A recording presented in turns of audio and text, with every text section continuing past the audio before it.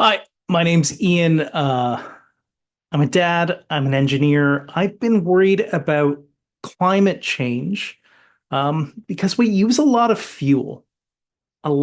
And then I found out about what people are doing with this molecule.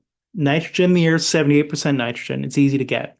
And hydrogen, you can get green hydrogen.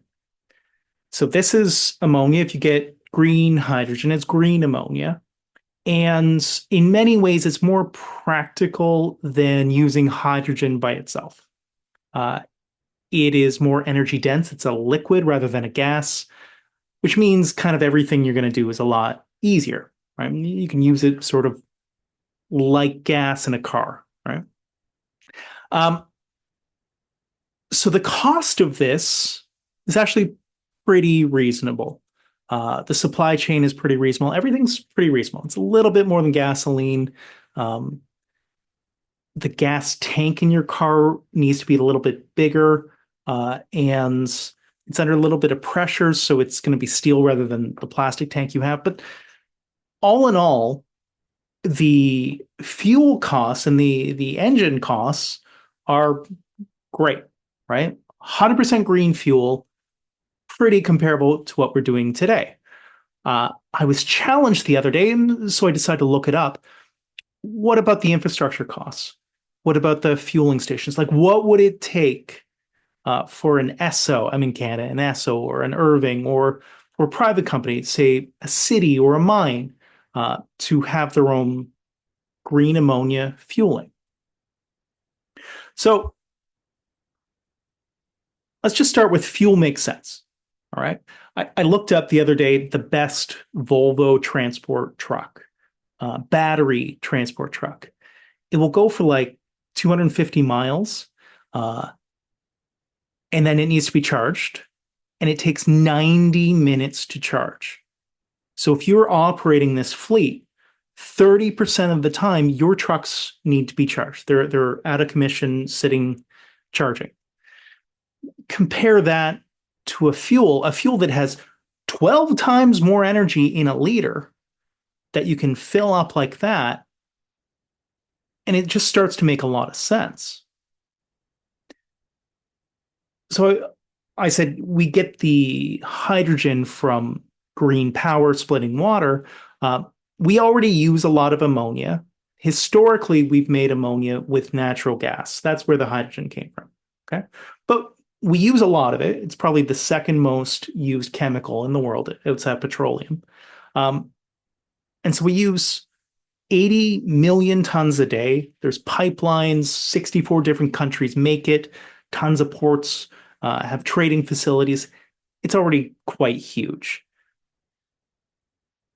It's even bigger than that. You see, ammonia tanks, most ammonia infrastructure is basically identical to propane infrastructure.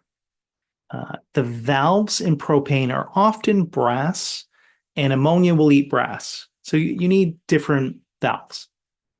But after that, many companies put propane in ammonia tanks, like it's substitutable. So the cost to create a fueling station for propane, we have lots of benchmarks. The US Department of Energy published a study on the costs of propane stations. They looked at 2,000 different stations, public and private. If you're a little company, a little school board, often you'll have your own fueling stations, but then there's big public ones as well. So there's a couple big sort of cost buckets. The first one is the big tanks. If you've got a little tank, it's pretty cheap. So it starts at about 5,000. This is two quite big ones, so that might be up to 100,000. The nozzle, the dispensers. Are you going to put a roof structure on it? What are you going to do? So that's going to cost between 5 and 35,000. Needs a pump. You need to move the fuel into the vehicle.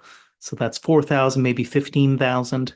Uh, and you're going to have a system to communicate with your supplier, maybe 4,000, maybe up to 30,000.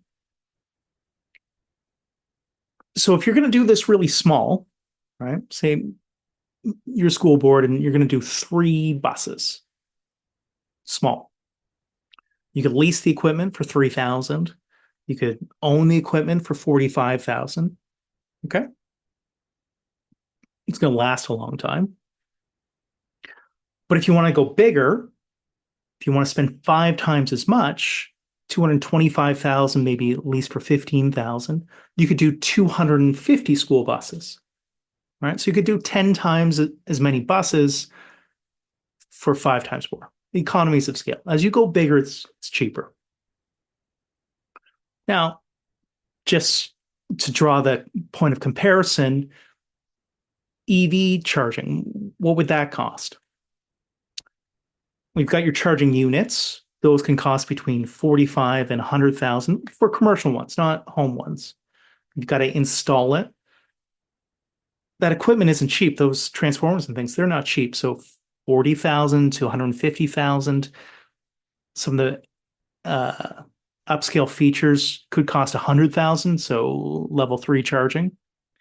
The grid, many places the grid can't support a bunch of transport trucks, right? So that could cost millions. And then I didn't list it here, but think about that Volvo truck sitting charging for 90 minutes, right? You're not cycling, so you need a lot more space as well. Ammonia fueling is quite a bit cheaper than EV fueling. So just as a final thought experiment, I looked up how many postal vehicles we have. Canada Post has about 14,000 trucks. Assuming you're going to do this with fairly big facilities, all the infrastructure cost, you're talking like $32 million. $32 million to have the infrastructure to supply 100% green fuel to all the vehicles across Canada. We have like 36 million people, so it's like buck each. Not too bad, right? Similar price to gas, similar vehicle, and rolling out the infrastructure isn't that expensive. This is why I'm feeling a bit more positive. All right, take care.